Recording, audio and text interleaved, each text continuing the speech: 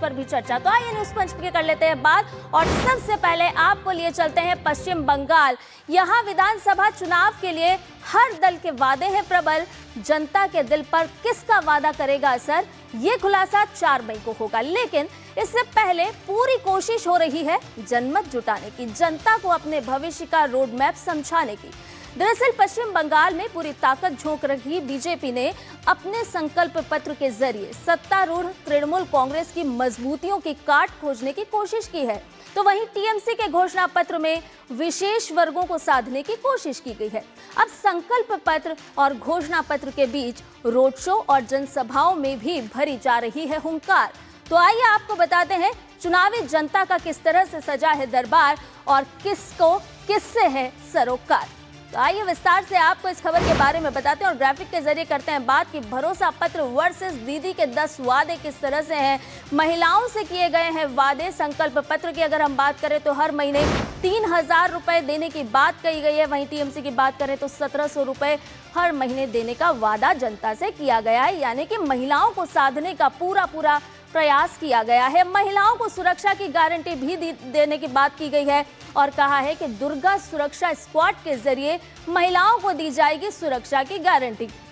इसके साथ साथ आपको ये भी बताएं कि महिलाओं को आत्मनिर्भर बनाने पर भी जोर दिया गया है। तो एक तरफ है संकल्प पत्र, जनता में विश्वास के साथ भारतीय जनता पार्टी पहुंची है, तो दूसरी तरफ है घोषणा पत्र और बताया जा रहा है कि आखिर जनता को किस तरह के वादों के साथ चुनावी दंगल में जीत हासिल करते हुए ये तमाम राजनीतिक दल नजर आएंगे। वहीं युवाओं की बात की जाए तो युवाओं को आर्थिक सहायता देने की भी बात की गई है।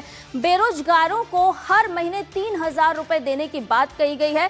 और वहीं आपको बता दें कि अगर घोषणा पत्र में टीएमसी ने कहा है कि बेरोजगारों को 1500 रुपए प्रतिमाह दिया जाएगा। तो लगातार युवाओं को अगर हम देखें तो साधने का प्रयास किया गया है।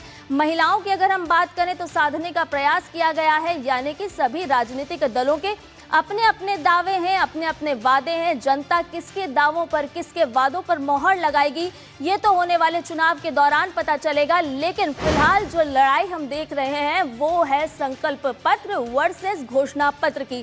जी हाँ, घुसपैठ का मुद्दा भी पश्चिम बंगाल में जोर पकड़ रहा है और घुसपैठ को लेकर के भारतीय जनता पार्टी ने जो अपना संकल्प पत्र जारी किया है उसमें कहा है कि घुसपैठ पर जीरो टॉलरेंस की नीति अपनाई जाएगी, यानी कि घुसपैठियों को भार किया जाएगा और इसके अलावा किसी तरह के मुद्दे को लेकर के नहीं बख्शा जाएगा घुसपैठियों को। साफ तौर पर अपने संकल्प पत्र में भारतीय जनता पार्टी ने इस बात को स्पष्ट कर दिया है। साथ ही साथ किसान कल्याण की बात भी की गई है और कहा गया है कि किसानों के कल्याण के लिए क्या कुछ होगा। तो किसानों के भले की बात 3100 रुपए के समर्थन मूल्य के धान की खरीद का वादा यहां पर अपने संकल्प पत्र के जरिए भारतीय जनता पार्टी करती हुई नजर आई है। तो वहीं किसानों और भूमिहीनों को आर्थिक मदद देने की बात टीएमसी ने अपने घोषणा पत्र के जरिए की है। हालांकि ये तमाम तरह के वादे हैं, देखना होगा कि जनता किस तरफ बैठती है, किस ओर झुकती है और कौन से उम्मीदवार को विजय बनाती है।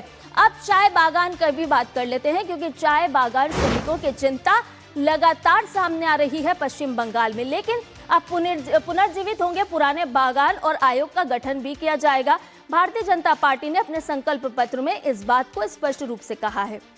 इसके अलावा अगर हम टीएमसी की बात करें तो नई योजनाओं के साथ पुरानी सुविधाएं भी जारी रखने की बात कही गई है, यानी कि जो पुरानी योजनाएं चल रही हैं वो तो जारी रहेंगी ही, इसके साथ साथ जो नई योजनाएं हैं वो भी जनता के लिए लाई जाएगी। यानी कि जिस तरह से राजनीतिक दंगल होता है, सियासत बिजती है, उसके बाद जिस तरह से वादे किए जाते हैं तो भरपूर यहाँ पर सियासत गर्मा रही है पश्चिम बंगाल में और संकल्प पत्र के जरिए भारतीय जनता पार्टी ने मैदान पकड़ा है और जनता में विश्वास पैदा करने का प्रयास किया जा रहा है। तो वहीं टीएमसी जो कि ममता दीदी तमाम अपने घोषणा पत्र के जरिए, अपने वादों के जरिए जनता के बीच पहुंच रही है और वो भी आपको बता रहे हैं। चाय बागान श्रमिकों की चिंता भी साफ तौर पर यहाँ पर की गई है। साथ ही साथ अब बंगाल कैसे बनेगा व्यापारिक हब। तो देखिए, महिलाओं की बात हुई, युवाओं की बात हुई, चाय बागान की बात हुई, अब व्यापार की बात करते हैं। तो बंगाल किस तरह से व्यापारिक हब बन सकता है, इसकी चिंता भी की गई है अपने घोषणा पत्र के जरिए, संकल्प पत्र के जरिए। इंडस्ट्रियल और लॉजिस्टिक पार्क का निर्माण करने की बात कही गई है भारतीय जनता पार्टी की तरफ से। हम सभी जानते हैं कि भारतीय जनता पार्टी अपना संकल्प पत्र लेकर के आई है और जनता के बीच विश्वास लेकर के पहुंची है और जन विश्वास को ही जुटाने का प्रयास भारतीय जनता पार्टी की तरफ से किया जा रहा है। तो इंडस्ट्रियल पर फोकस है, इंडस्ट्रियल और लॉजिस्टिक्स पार्क का निर्माण करने की बात कही गई है। वहीं अगर हम टीएमसी की बात करें तो लॉजिस्टिक्स, पोर्ट और व्यापार ढांचे के विकास की बात अपने घोषणा पत्र में की गई है। हालांकि जनता के बीच जब टीएमसी पहुंचेगी तो सवाल ये भी होगा कि अब तक क्या कुछ हुआ, कितनी इंडस्ट्री लगी यहाँ पर और कितना विकास हुआ औद्योगिक क्षेत्र का। अब स्वास्थ्य सेवाओं की भी बात कर लेते हैं तो दुरुस्त स्वास्थ्य सेवाओं पर भी फोकस किया गया है और नए एम्स स्थापित करने की बात भारतीय जनता पार्टी ने की है। स्लचर स्वास्थ्य सेवा को सुधारने की बात यहां पर कही है और इसके साथ साथ सालाना घर घर स्वास्थ्य शिविर लगाए जाएंगे, ये बात टीएमसी की तरफ से अपने घोषणा पत्र में की गई है। तो स्वास्थ्य की चिंता भी करते हुए यहां पर नजर आई है टीएमसी। हालांकि जनता के बीच जब आप पहुंचते हैं तो सत्ता में जो आसीन होता है उसके लिए सबसे बड़ी चुनौती होती है, क्योंकि जनता यही सवाल करती है कि पिछला जो लेखा जोखा रहा है उसमें आपने जनता की कितनी चिंता की है। अब आपको बता दें कि बंगाल में बदलाव की जिस तरह से बयान नजर आ रही है और दलों ने किस तरह से दाव खेल रहे हैं, तमाम तरह के दावे किए जा रहे हैं, तमाम तरह के वादे किए जा रहे हैं, जनसभाएं हो रही हैं, रोड शो किए जा रहे हैं और यही तमाम दावे और वादे हैं जिन पर जनता अपना वोट देगी। तो आइए आपको सुनवा देते हैं भारतीय जनता पार्टी के वरिष्ठ नेता अमित शाह ने क्या कुछ कहा है। संकल्प पत्र बंगाल के हर तबके में व्याप्त गहरी निराशा से बाहर निकलने का एक मार्ग है। इस संकल्प पत्र के अंदर कृषि बर्बाद होने से कई प्रकार की आशंकाओं से घिरे किसान को एक नया मार्ग दिखाएगा। बेरोजगार युवा और भय से त्रस्त महिलाओं को भी एक नया मार्ग दिखाएगा। कैंप में आपके पास आपका फॉर्म फिलअप करने के लिए कौन हाथ बढ़ाया, कौन आपको मदद किया, कौन आपके साथ खड़ा रहा? तृणमूल रहा। तो भरोसा कौन दिलाया? तृणमूल। और भय कौन दिखाया? बीजेपी। और आप कह रहे हो भय नहीं, भरोसा। भय आपने दिखाया, भरोसा हमने दिलाया। तो भारतीय जनता पार्टी के वरिष्ठ नेता अमित शाह को आपने सुना और साथ ही साथ अभिषेक बनर्जी को भी आपने सुना। और जिस तरह से हम कह रहे हैं कि सभी के अपने अपने दावे हैं, अपने अपने वादे हैं, तो कोई घोषणा पत्र के साथ जनता के बीच में है तो कोई संकल्प पत्र के साथ जनता के बीच में है। और भी ताजा अपडेट ले लेते हैं, हमारे संवाददाता सौरभ दत्ता इस पूरी खबर पर हमारे साथ जुड़ गए हैं। सौरभ, अगर हम संकल्प पत्र वर्सेस घोषणा पत्र की बात करें तो देखिए तमाम तरह के वादे हैं, तमाम तरह के दावे हैं, लेकिन सवाल यहाँ पर यही उठता है कि जब अगर आप सत्ता में हैं और उसके बाद जब जनता के बीच पहुंचते हैं तो जनता आपसे भी सवाल करेगी कि आखिर पिछले समय में जब तक आप सत्ता में रहे तब तक आपने क्या कुछ किया। संध्या, देखिए 10 वादे टीएमसी ने किए थे और उसके पलटवार में 15 वादे बीजेपी ने किया है। टीएमसी जब अपना मैनिफेस्टो पब्लिश किया था तब उनका कहना था कि 10 कमिटमेंट, लेकिन उन 10 कमिटमेंट में उन्होंने कहा था कि अभी चौखट पे हेल्थ आएगा, यानी द्वारे स्वास्थ्य। द्वारे सरकार का नाम का एक योजना चल रहा है, बंगाल में योजना चल रहा है और उनका कहना है कि अभी वो द्वार में हेल्थ ले कर आएंगे, घर के पास ही हेल्थ का कैंप होगा। और साथ ही साथ युवाओं के लिए उन्होंने कहा था कि 1,500 रुपया, महिलाओं के लिए लक्ष्मी भंडार चल रहा था उसमें उन्होंने बढ़ा दिया, भत्ता का परिमाण 1200 से 15 कर दिया और SC/ST के लिए 1700 कर दिया। ये टीएमसी के वादे हैं। दूसरी तरफ है भाजपा के वादे, जिसमें साफ तरीके से उनका कहना है कि 1,500 आप दे रहे हो, वो 3,000 देने को तैयार है। युवा को भी वही 1,500 से 3,000। लेकिन साथ ही साथ भाजपा का अगर आप मैनिफेस्टो देखेंगे तो उत्तर बंगाल से लेकर दक्षिण बंगाल उनका हेल्थ के लिए अगर देखेंगे, वो कह रहे हैं कि उत्तर बंगाल में एक नया एम्स होगा और साथ और बाकी चाय बागानों के जो मजदूर हैं उनके लिए पर एक अलग से कमेटी बनाई जाएगी। कैसे चाय बागान के लिए पर उनको जो विश्व में उनका जो पुराना जो सम्मान है, जो चाय बागान की जो बाजारी जो मजूरी है उसके हिसाब से चाय बागान को जो फायदा मिले, इस पे काम किया जाएगा। साथ ही साथ उनका ये कहना कि हर वर्ग हर क्षेत्र के लिए जी। भाजपा की तरफ से एक योजना आपको दिखने को मिलेगा।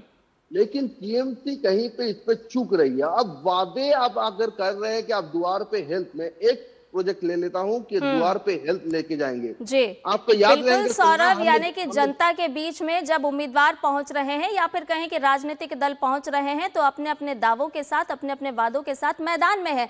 आप हमारे साथ लगातार इसी खबर पर बने रहिए, लेकिन पश्चिम बंगाल का एक और अपडेट भी हम अपने दर्शकों को देते रहे, क्योंकि यहाँ पर जिस तरह से राजनीतिक दलों की बात करें तो वो तो जनता के पास जन समर्थन जुटाने के लिए पहुंच ही रहे हैं, लेकिन यहाँ पर हमले भी किए जा रहे हैं। जी हाँ, आपको बता दें कि भारतीय जनता पार्टी के जो उम्मीदवार है उसकी गाड़ी पर हमला हुआ है और नवद्वीप के गुमटी इलाके में ये हमले की खबर है, जहां श्रुति शेखर गोस्वामी की गाड़ी पर हमला हुआ है। तो लगातार हम देख रहे हैं कि यहाँ पर तनाव की स्थिति भी पैदा की जा रही है। टीएमसी पर आरोप लगा है और घटना के विरोध में भारतीय जनता पार्टी ने प्रदर्शन भी किया है, तो तनाव भी हो रहा है। यहाँ पर तनाव को बढ़ाने का प्रयास किया जा रहा है, उम्मीदवारों के वाहनों को तोड़फोड़ किया जा रहा है। और पिछले दिनों भी हमने देखा था कि किस तरह से महिला उम्मीदवार पर टीएमसी की तरफ से हमला किया गया था और ड्राइवर के साथ मारपीट करने के आरोप भी यहां पर लगते हुए नजर आ रहे हैं। घटना के समय गाड़ी में मौजूद नहीं थी हालांकि श्रुति, लेकिन लगातार हम देख रहे हैं कि बीजेपी उम्मीदवार पर किस तरह से निशाना साधा जा रहा है। सौरभ, लगातार हम देख रहे हैं कि देखिए तनाव भी यहाँ पर बढ़ता जा रहा है। एक तरफ चुनावी सरगर्मियां तो तेज हैं ही, लेकिन इस तरह से उम्मीदवारों को निशाना बनाना, उम्मीदवारों पर हमला करना, ये क्या इशारा कर रहा है? चंदा देखिए, तो यही सारी घटनाएं हैं जिसके लिए बीजेपी का संकल्प पत्र का जो टैगलाइन है वो है भय से भरोसा पर। भरोसा पत्र इसलिए कहा जा रहा है क्योंकि भाजपा का कहना है यही बंगाल का स्थिति है, चाहे वो महिलाएं हो, चाहे वो युवा हो या फिर चाहे वो विपक्ष के लोग हो, वहां पर लगातार टीएमसी की तरफ से हमला की घटनाएं घटती है। ये आज से नहीं, पिछले 10 साल से हो रहा है।